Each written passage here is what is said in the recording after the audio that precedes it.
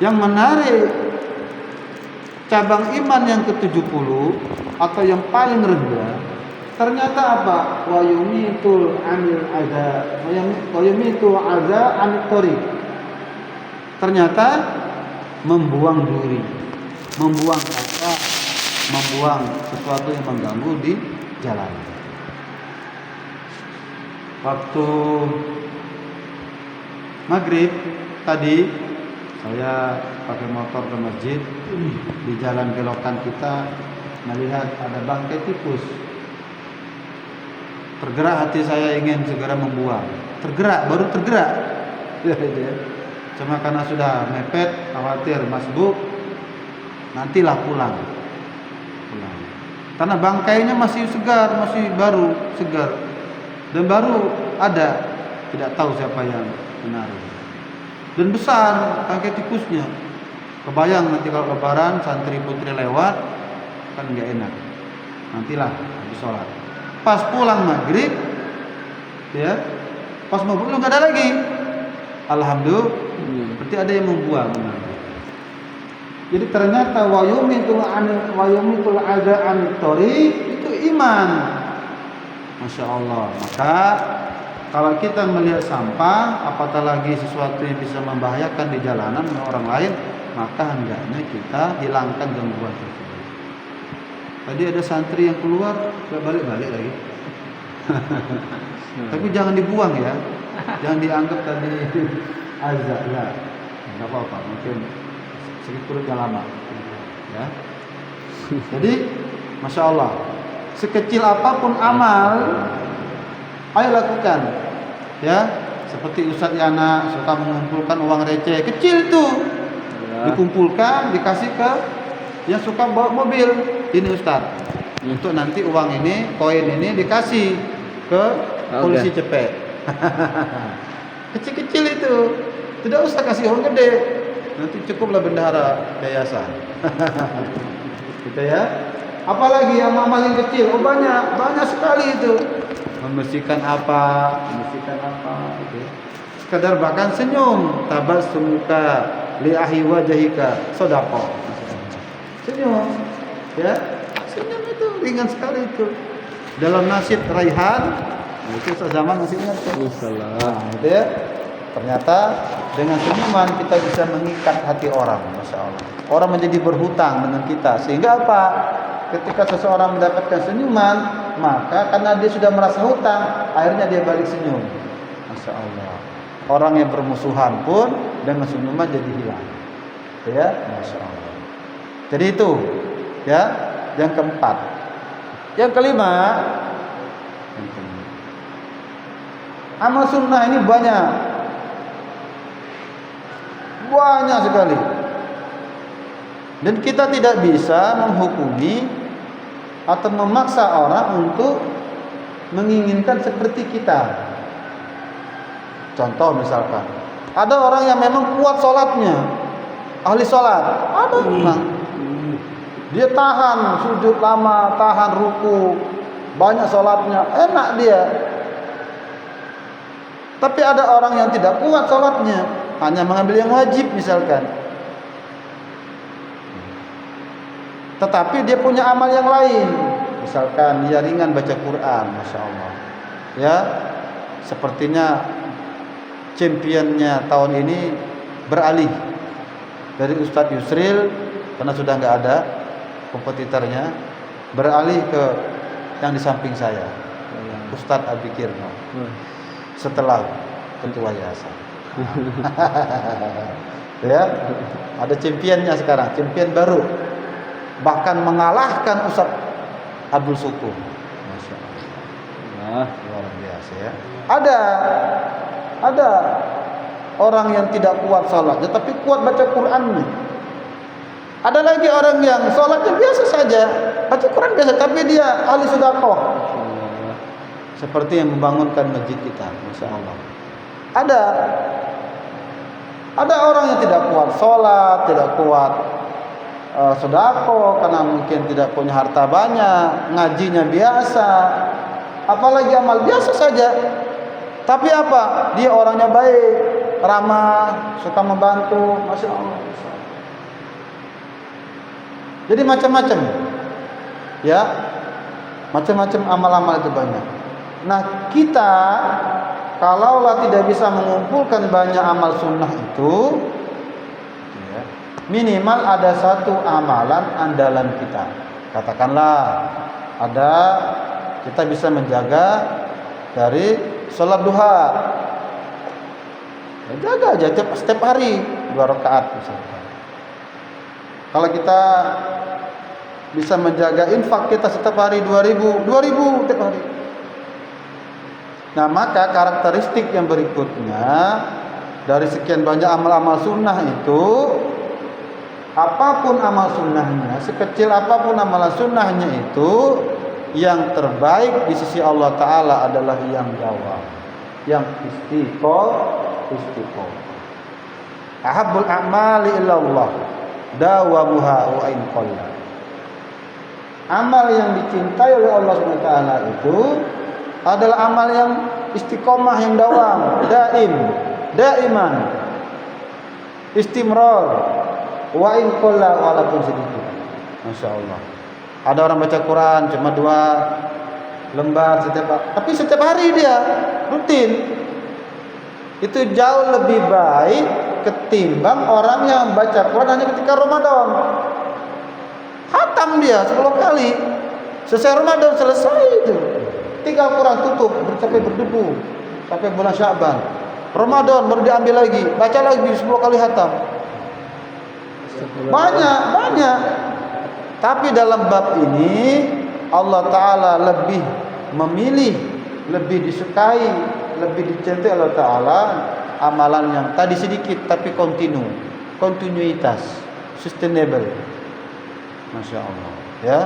Seperti Ustaz Hakim, dia daim fil idarah, dia mantap di kantor. Bahkan di kantor itu ada kursinya. Allah. Kalau bisa jangan diduduki kursi itu. Memang paling nikmat kursinya itu kursi Ustaz Hakim.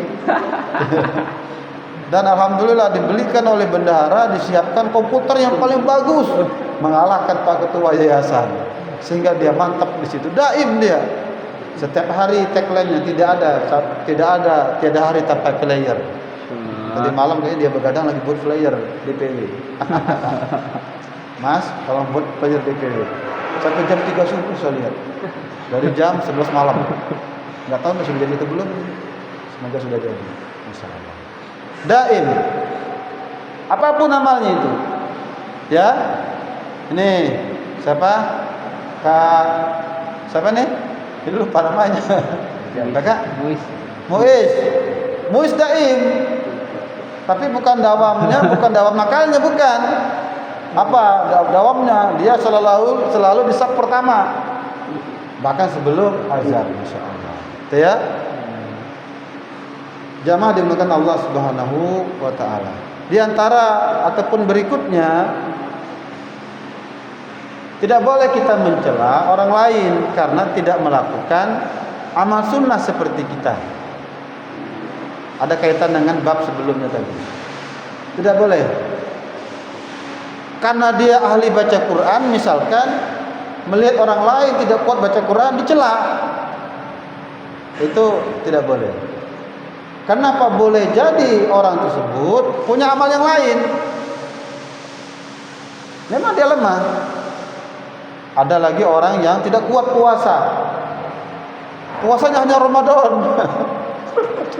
Itu pun sudah setengah mati Ramadannya itu, banyak tidurnya. Ya seperti itulah kelemahannya. Tapi dia kuat dakwahnya misalkan, kuat silaturahimnya, kuat jihadnya misalkan, dan lain sebagainya. Masya Allah. Jadi dalam hal ini babnya kita selalu berhusnuzon, ya, berhusnuzon. Tetap sebagai seorang dai, pendakwah, kita mengajak, menyeru, ta'muruna bil ma'ruf wa tanhauna 'anil munkar.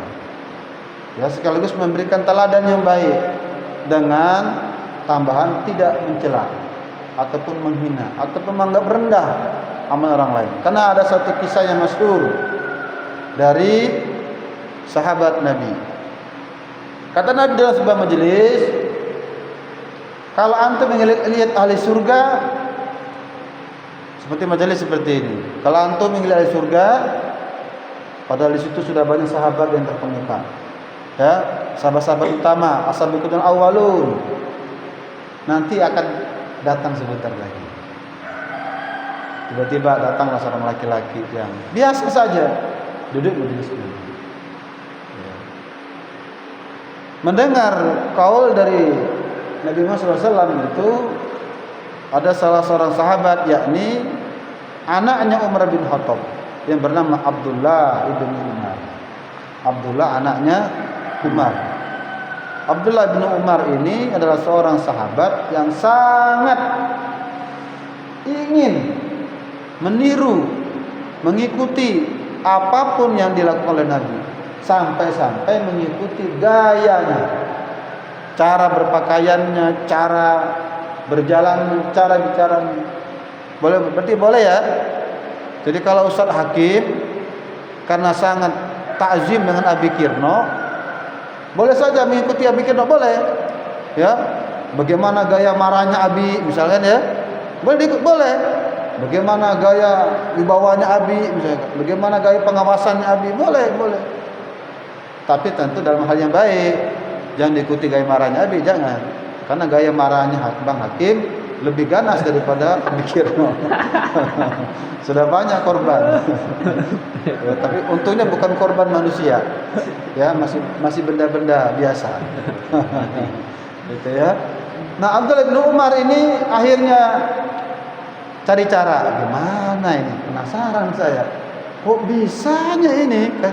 Nabi menyebut ahli surga itu orang. Padahal banyak betul ini sahabat-sahabat yang lain ini. Akhirnya Ibnu Umar pura-pura ya ingin numpang lah. Satu malam datang promosi fulan tersebut, wahai fulan, izinkan saya ingin bermalam. Dan macam-macam alasannya. Ya, diizinkan. Ya, kan adab bertamu itu 3 hari.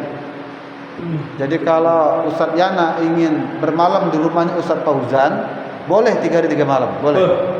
Cuma persoalannya tidurnya di mana? Karena rumahnya Ustadz Fauzan nggak ada kamar yang lain. Waduh, bahaya itu.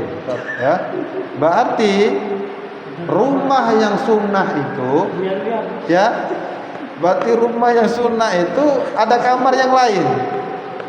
Gitu ya, makanya pernah saya dapat ternyata rumah yang sunnah itu paling tidak dia punya kamar itu 5. Pertama, rumah untuk suami istri, rumah untuk anak perempuan, kamar ya, kamar untuk anak laki-laki, kamar untuk pembantu, satu kamar untuk tamu atau keluarga jauh yang datang bermalam. Amin, insyaallah. Jadi rumah-rumah kita ini belum standar, belum sunnah. Masya Allah. Apatah lagi yang belum punya rumah. Sama Bang Hakim, saya juga belum punya rumah. Itu rumah Bang itu. Kemarin datang orangnya. Aduh, sebentar lagi kita digeser ini. 5 kamar itu saya syukur. Jadi saya syukur itu bisa ditingkatkan lagi 3 lantai. Ya, 3 lantai. Nah, singkat cerita, Abdullah bin Umar bermalam. Sampai 3 hari 3 malam dia. Berarti Ibnu Umar makan di situ ya. Ini luar biasa, Pak. Ya, sampai-sampai kemarin itu ada yang komen di grup. Lihat gaya duduknya kok beda-beda. Astagfirullah. Itu tuan rumah tidak beradab. Tuan rumah tidak beradab. Ya. Kok ada tamu yang duduk di lantai? Sedangkan ini duduk di kursi. Maksud yang komen kemarin itu tidak beradab itu tuan rumah ini. Cuma kan mau bilang itu gak enak kan, puasa lagi kan. Kan komennya kan kok memang ya Ustadz milenial duduknya gayanya beda-beda. Padahal maksudnya itu gak beradab itu. Walaupun memang karena kursinya habis. Kursinya habis. Nah, berarti itu catatan bagi tuan rumah. Harus beli kursi banyak. Saya sudah menyiapkan kursi tamu tuh banyak itu. Ada kursi kayu, ada kursi sofa, udah sobek-sobek. Enggak apa-apa, mau siap aja kursi banyak. Jangan sampai kejadian terulang seperti kemarin di grup. Jadi 10 tamu datang semua di kursi. Ya, tidak ada yang masih di lantai. Tamunya yang kurang tahu. Ya, itu lain lagi cerita itu ya. Itu mengunjungi orang yang sakit.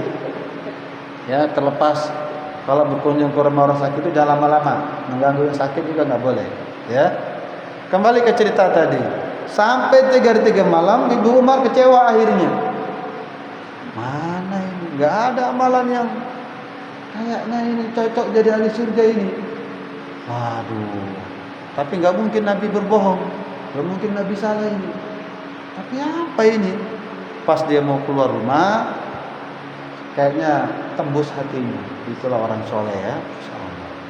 Tidak perlu kalau orang yang sudah soleh itu, orang yang sudah makomnya itu tinggi, tidak perlu lagi kayak Abi Kirno nyolek-nyolek bendahara, nggak perlu. Lihat wajah Abi agak murung sedikit sudah tembus itu. Ay, kayaknya butuh transfer ini. Ay, ini rumahnya kayaknya butuh dibersihkan ini. Ay, kayaknya ini apalagi itu, masya Allah. Itu sudah tembus hatinya itu ya. Itu orang-orang yang hatinya sebening kaca ya. Orang yang ahli ibadah, orang yang baik, orang soleh itu begitu. Tidak banyak cakap, ya. Kita bisa lihat gayanya Bang Hakim begini, kondisinya kayak apa, kita bisa tahu itu. Tahu itu. Ada yang gelisah-gelisah, kan Nabi kan berapa kali itu. Lihat anak muda kok sekarang pulang, habis salam langsung pulang. Oh, ada masalah itu. Dipanggil. Tahu Pak. Dan begitulah para asatizah kita. Makanya katanya Ustaz Said itu sangat tahu itu. Orang sangat takut menatap matanya. Tembus. Ya. Sehingga orang itu kalau orang habis baru maksiat, jangankan orang maksiat, orang yang masbuk saja takut ketemu Ustaz Said. Takut, enggak enak. Tahu itu. Oh ini habis ngapain ini ketahuan itu. Ya. Kalau bahasanya Ustaz Syukur itu ilmu terawang itu. Tahu dia kayak dukun aja. Dukun itu kan begitu. Enggak tahu tuh entah pakai jin ifrit ke entah pakai jin mana itu. Genderuwo mana itu. Ya. Tapi orang soleh itu basirohnya tembus. Sama dengan si fulan itu. Sebelum Umar pulang, Ibnu Umar melangkahkan kakinya balik, dipanggil, "Sini." Memang saya ini tidak ada amalannya, tapi saya di dalam hati saya tidak ada orang yang saya benci. Saya sudah maafkan semua orang. Ini kata Umar. Masya Allah ya. Ini kata Ibnu Umar ini. Ini dia. Ini membuat dia ahli surga. Dari kisah ini jadi banyak sekali amalia-amalia yang itu barangkali menjadi asbab orang masuk surga, Masya Allah. Maka kita tidak boleh mencela orang lain. Secara zahir mungkin biasa-biasa saja. Seperti Pak Dayuno. Kita nggak tahu, dia wali Allah itu. Minimal dia wali santri. Misalkan ya. Dalam hal ini minimal dia wali aman. Kan rujulun aman kan? Satpam atau security itu kan rujulun aman, laki-laki pengamanan. Jadi wali aman yang mengamankan. Kita nggak tahu. Bahkan Masya Allah ya, dalam kajian tasawuf ya, banyak dari para masyayikh mengatakan hatta ketika melihat orang yang ahli maksiat, tetap pandangan kita itu harus baik. Pandangan kita, Masya Allah ya, jangan dicela, jangan dicela. Ini babnya agak dalam ini. Nanti kita kaji dalam kitab Al-Hikam misalkan, Masya Allah ya. Karena hakikatnya semua milik Allah. Hakikatnya itu asbab Allah ya. Mungkin dia belum dapat hidayah. Nah, pandangan basiroh ataupun pandangan keimanan namanya, melihat dengan iman ya. Mungkin geram hatinya, mungkin marah dia, tapi ditahan. Bahkan mungkin diajak akhirnya ta'muruna bil ma'ruf wa tanhauna, bahkan didoakan, Masya Allah. Bayangkan Nabi, manusia yang paling mulia saja ingin menyampaikan risalah Allah Ta'ala, mengajak, menyeru orang untuk selamat, masuk surga, mengajak kebaikan, datang ke sebuah kaum dilempari oleh anak-anak kabilahnya, sengaja disuruh oleh orang tuanya, lempar itu orang itu, disambut dengan lemparan batu, ya, sampai marah malaikat gunung, menghadap kepada Nabi, izinkan Nabi, kalau kau izinkan akan aku timpakan mereka mati binasa. Kata Nabi Muhammad dalam perkataan yang masyhur, ya, aku menginginkan nanti dari anak keturunannya menjadi orang-orang yang soleh, menjadi pembela agama. Itu pandangan keimanan. Basirohnya jauh. Jadi kalau ada ahli madan, ahli judi, ahli tukang mabuk, jangan kita memandang rendah. Justru pandangan kita pandangan keimanan. Kita ajak kalau kita bisa. Apa hadisnya itu Ustaz Zaman? Man ra'a minkum munkaran falyughayyir biyadihi. Apabila kamu melihat kemungkaran, maka robah dengan tanganmu. Kekuasaan, pemerintah dengan regulasinya, DPR dengan regulasinya, polisi dengan tugasnya, wewenangnya, misalnya, ya, ulama. Nah, nanti babnya ulama, babnya dai. Fa illam yastati fa bilisani. Apabila kamu tidak bisa dengan tanganmu, maka dengan lisan. Ya, dinasihati, diajak yang baik. Fa'ilam yastati fa biqalbi, maka kalau pun enggak bisa, dengan hati yang tidak ridho, tidak menerima. Tetapi tetap kita doakan, masyaallah. Apabila dia muslim, ya. Nah, kembali ke tadi, jadi tidak boleh mencela, ya, karena boleh jadi dia memiliki satu amalan yang dengan amalan itu Allah ridho dengannya, masyaallah. Termasuk bab tentang as-saum. Ya, dalam hadis yang qudsi yang masyhur, kullu amali ibni adam lahu. Setiap amalan Bani Adam itu untuknya. Ya, nanti aful akan dilipat gandakan. Makanya kan amal puasa ini adalah amal afan kasiratan. Ya, bi ghairi hasrul adad istilahnya. Dia adalah satu amalan yang dilipat gandakan tanpa terbatas. Karena puasa itu adalah intinya sabar.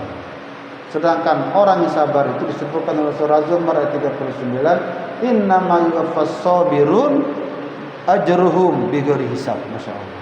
Masyaallah, ya. Sesungguhnya hanya orang-orang yang sabar itulah yang diberikan balasan yang tidak terbatas. Pahalanya terbatas. Kemudian dalam hadis tadi, kullu amalin ibni adam lahu, kata Allah Ta'ala, illa shaum. Ya, seluruh amalan itu untuk mereka yang melakukan, kecuali ibadah saum. Fa innahu li wa ana ajzi bi, kata Allah Ta'ala. Dia untukku, maka aku yang akan langsung membalasnya. Nah, salah satu balasannya saum adalah nanti akan disiapkan yuqalu lahu rayyan, ya. Nanti ada babul jannah yuqalu lahu rayyan. Ada satu surga, ada satu pintu surga yang khusus bagi orang-orang yang berpuasa. Kalau mereka sudah masuk, gelik, ditutup, dan tidak ada orang lain yang masuk, alisa ahadan. Tidak ada satupun yang akan boleh masuk lagi selain orang-orang yang ahli saum. Masya Allah, ya, macam-macam, ya. Allah memanggil ahli surga dengan macam-macam jenisnya. Mana ahli salat, masuk ke dalam bab pintu salat. Ada ahli sabar, masuk. Ahli sedekah, masuk. Jihad, masuk. Nanti ada ahli saum. Aina shaimin, ana shaimun. Panggil. Masuklah orang ahli saum, masuk. Dan masya Allah, tidak tahu balasannya seperti apa. Kata salah satu balasannya adalah akan diberikan minum yang namanya minuman Al-Kautsar. Sekali minum Al-Kautsar itu, maka dia tidak akan pernah lagi haus selama-lamanya. Masya Allah. Kenapa? Dia telah berpuasa. An yada'a ta'amahu wa syarabahu li ajli, kata Allah Ta'ala dalam hadis yang lain. Dia meninggalkan makannya, minumnya, syahwatnya untukku, maka akunya akan langsung membalasnya. Saya kira demikian yang dapat disampaikan pada kajian ini. Bukan lagi babnya muhasabah karena sudah disampaikan dalam kajian sebelumnya oleh Ustadz Adi Kirno sudah sangat bagus sekali menjadi muhasabah untuk kita. Ini kita sedikit tentang karakteristik amalan-amalan sunnah. Semoga amal sunnah yang bisa kita lakukan, sekecil apapun itu kita jaga, karena Allah mencintai amal yang sedikit, amal yang daim, amal yang dawam, walaupun sedikit, apapun itu. Kalau bisa istilahnya ada amalan andalan kita. Ini pertanyaan untuk kita masing-masing. Amal apa saya ini? Ya, yang nanti bisa menjadi hujah saya, menjadi satu kebanggaan bagi saya, walaupun nanti bukan untuk disombongkan. Untuk yang kita bisa menjadi pegangan kita. Bisa baca Quran, bisa banyak zikir, bisa jadi ahli sedekah, bisa suka bantu orang lain, ahli sosial, suka silaturahim, suka dakwah, suka jihad, dan sebagainya. Ya. Minimal dari sekian banyak amalan-amalan itu paling tidak ada satu amalan yang menjadi pegangan ataupun andalan kita. Semoga bermanfaat. Saya akhiri walaupun jazakallahu khair. Assalamualaikum warahmatullahi wabarakatuh. Waalaikumsalam warahmatullahi wabarakatuh.